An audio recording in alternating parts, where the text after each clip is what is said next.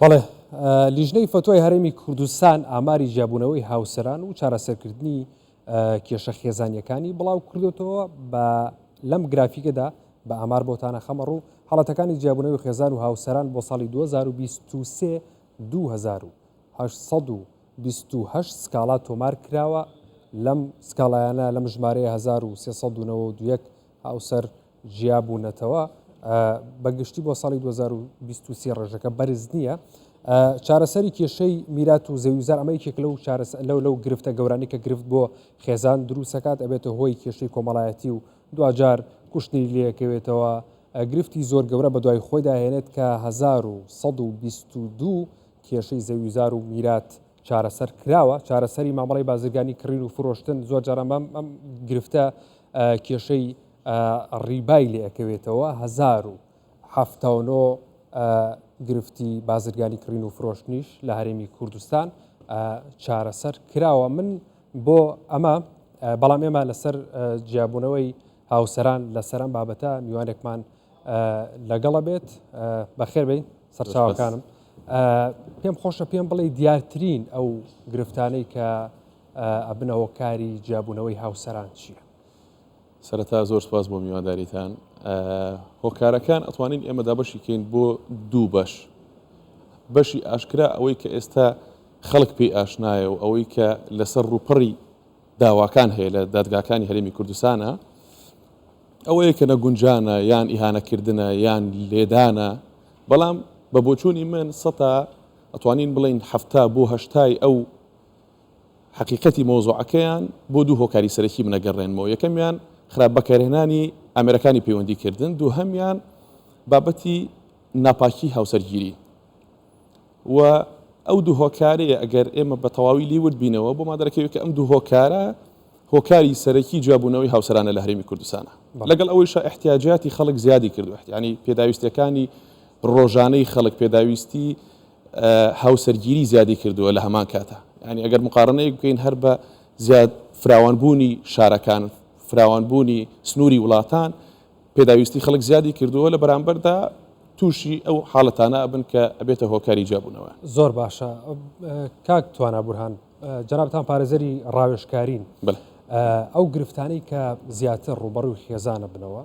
یعنی چی نەبێتە هۆکاریەوەی کە جیاببوونەوە ڕووبات؟ بۆچی گرفتەکان زۆر جار هێندە قوڵە بنەوە کە توانای چارەسەرکردنی نامێنێت لەلایەن پارێزەرانەوە؟ ینی ئەمە ویستە لە سەرەتاییان هۆکارێکە بۆتە هۆی ئەوەی کە کێشەیەک ڕووبات و چارەسەر نەکرێت و هۆکارەکان خۆیان هۆکارن لەبەر ئەوەی ڕاستی مەجال ئەدەن خەڵکی تر تەداخلی ژیانیان بکە، کەسی سێم بێتە ناو قسەکانیانەوە. یعنی ئەو بازنە داخراوی کە هەیەە لە ماڵێکە محاولە ناکەن خۆیان ڕاست و خۆی کێشەکان چارەسەر بکەن، دامەهانە ئەبن بۆ لەگەڵ ڕێزمە بۆ دایک بۆ باوک، بەڵام تۆ کە تۆ خۆت خانەوادی خۆت دروست کرد، خۆت بنەتیجە خۆت خاوەن بڕیاری، خۆت هەوڵ بدە لەگەڵ خێزانەکە تا یا خێزانەکەت لەگەڵ مێردەکەی با بڵێن هەوڵی چارەسەرکردنی کێشەکان بدەن. بەڵام هەمیشە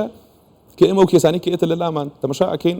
لێ پرسیم بابە بۆ چۆن زەواجت کرد، هەڵوا لەبەر خاتری مامم زەواجم کرد، کەشتی وان هەبێت ئەمە هەر باوەیە تاو. بەڵێ بۆ جابیتەوە یان حاڵەتی وامان هەبووڵێ ئوستاز جانە بنەوە خوێنە ڕژێ، ئەویش ناکرێت. یعنی ئەوە هۆکارە بۆ خۆیان لە سەرەتای بڕیاردانەکە. من دایمەن خۆپارێزی زۆر مهمە لە هەموو شتێکە، ینی بە هەموو نەوە حساباتێک داخلی معادلی زەواج بی، هەموو قسەیەک بکەی لە سەرەتا، هەموو حساباتێکی خۆت بکەیت بۆ هەموو ڕوویەک، ئایا لەگەڵ یا گونجەی ناگونجەی، اینجاکە بابەتی هاوسەرگیری بکەیتەوە و جاش ئەبنەوە باوەڕت هەبێ سەبەبیان نییە، سەبەبی مقنعیان نییە بۆ جاببوونەوە. یعنی بڕیاری هاوسەرگیریەکان بەبێ هۆکارە و هۆکاری جاببوونەوەکەشان هەر بەبێ هۆکارە. باشە ئامارەکان چیمان پێڵێ؟ زۆرن ئامارەکان زۆرن ڕاستە و زۆریش هەیە. مەسەلەن لەبەر عیبە وەکوتم باسی کۆمەڵێک حقیقەتی هۆکاری جاببوونەوەکان ناکە لە محکەمەکانە با بڵێ، بەڵام هۆکارەکەی ئەو دوو هۆکارەیان سێم هۆکار بوو کە باسم کرد. بەڵام ئەوەی کە جەنابەتە فەرمووی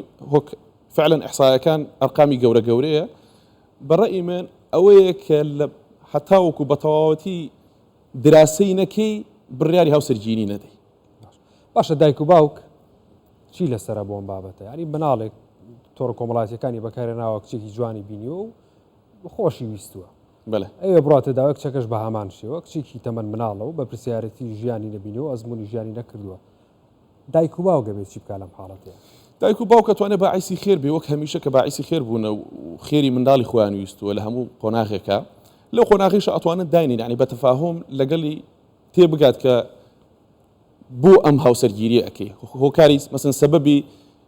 قەراردانی زەواجت چی بوو کۆمەڵێک ئەسبابی معقولی هەبێت دایک و باوکەکە بنەتیجە ئەتوانێت پشتگیری بکە بەڵام من لێرە یەک شتەڵێم ڕاستی و یەک ئەتوانە بڵێم واقعەیەکی تۆزێک زبرە کە هەستی پێ ئەکری ئیسە لە کۆمەلگایە چ سەبارەت بە زیاتر ئەتوانین بڵێن سەبارەت بە کچان کە ئەوەی لە دوایەوەی کە لە کۆلێژ تەخەڕۆجەکە و ئیشی خۆی ئەکا ساڵێک دو ساڵ چۆنەڵی گڕووگاڵی گەنجێتی خۆی ئەکا لەگەڵ ڕەفیقەکانیە ئەی شوێنێک لە مؤسسەیەک لە کۆمپانیایەک ئیشەکە ئیجا کەماڵ چۆنەڵی دەست پێ ئەکەن لەگەڵیا بۆ شووناکەی ڕەفیقی تۆ شووی کرد ها مناڵی هەیە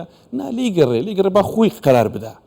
خۆی بگاتە ئەو قەنەعەتی کە فعلەن پێویستی بە هاوسەرێکی بە شەریک حیاتێکی باش هەیە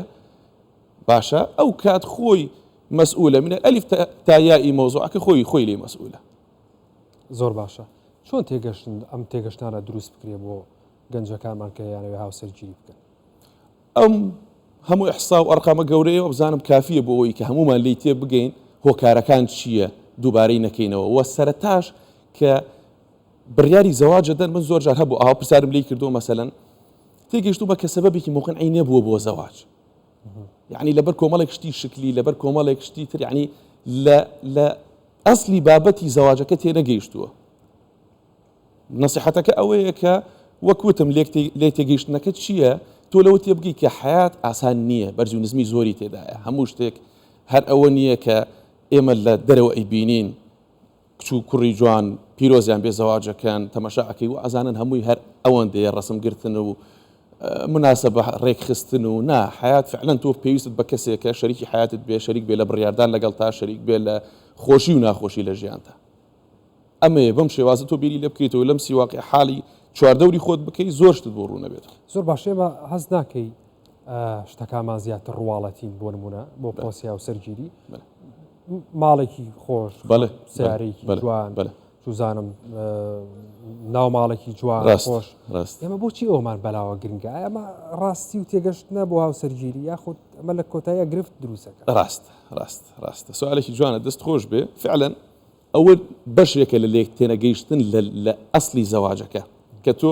ئەڕووی بوو ئەم جۆرە و بنەتیجە ماڵێکی گەرم و گۆڕ خۆشترە لەوەی کە تۆ بینایەکی گەورەت هەبێ بینایەکی گەورەت هەبێت یا بخەوی مهم نییە مهم ئەوەیە خەوەکە چۆنە ئایا فعلەن ماڵێکی حەساوەیە جێگەی و مەکانی من جارێک چەند کتێبێکی شەرعی بخوێندەوە وتی زەواج وەکو مردن وایە یان ئەوەتانێ ئەدبەنە جەهەنەم یان ئەوەتانێ ئەدبەنە بەهەشت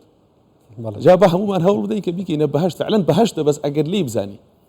يعني فعلا خەڵکی ئەمە فعلا زۆر متمەسکە بە کۆمەڵێک شکلیات بە کۆمەڵێک شت زۆر جار هەبووە ینی بارگرانێکی زۆریان خستۆتە سەر شانی خۆیشیان و سەر خانەوادیشان بەس فی سەبیلی ئەوەی کە خەڵکەکە نەڵێن ئەوە بوو ئەوە نەکرا یعنی کۆمەڵێک شتی تر کە ڕۆژانە ئێمە لەم سیەکەین کەواتە گرفت لە تێنەگەشتنی بەڵێ ئەو کەسانەیە کە یانوێ هاوسەرگیری بەڵێ ئەکید 100% ئەمە گرفتی سەرەکیە ئەکید 100% ئەوە هۆکارە بۆ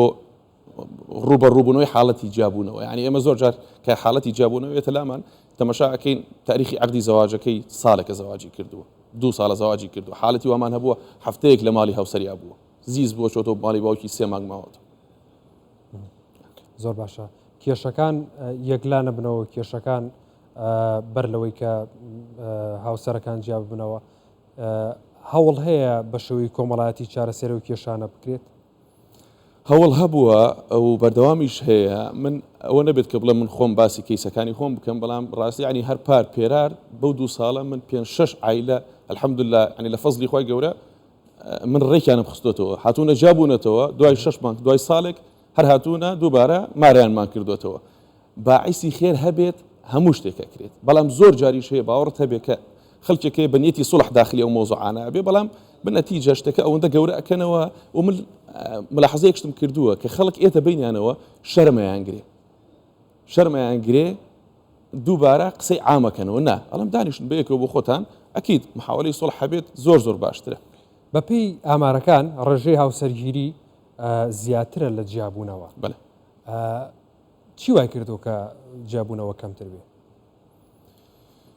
ئەتوانین بڵین تەلاق مستەتریشمان هەیە تەلاقێکی شاراوە کە بەس لەبەر قسەی خەڵک بە یەکەوە ماون ئەو حاڵەتەش زۆرە مەسەلەن جاری وا هەیە ئەڵێ لەبەر عیبەی خەڵکیان لەبەر مناڵەکان بەڵام کە تەمەشاعەکەی ماڵێکی زۆر سارد و سڕە پەیوەندێکی زۆر سارد و سڕە لە بینیانە کە ئەوەش بۆ خۆی خەتەرە بۆی هەیە دەرچە بکرێتەوە بۆ هاوسەرەکان بۆ چه ئافرەت بێت چه خێزان بێت دەرچەی بۆ بکرێتەوە ئەوەش هەرکێشەیە طبعا يعني ئەو سارد و سڕی کە لە ماڵە هەیە ڕاستە جەناب تەفەرمووی کە فعلا ئیحسای زەواجی زۆر الحەمدولله بەڵام هی تەلاقیش کەم نییە ڕقەمی گەورەیە ئەو حاڵەتەش هەیە زەواجەکە قائیمە لەسەر وەرەقە بەڵام لەسەر ئەرزی واقع هیچی نەماوە. بەڵێ بەڕێز توانە بورهان جاف پارێزەری ڕاوێژکاری سوپاس بۆ ئامادەبوونی بەڕێز سپاس.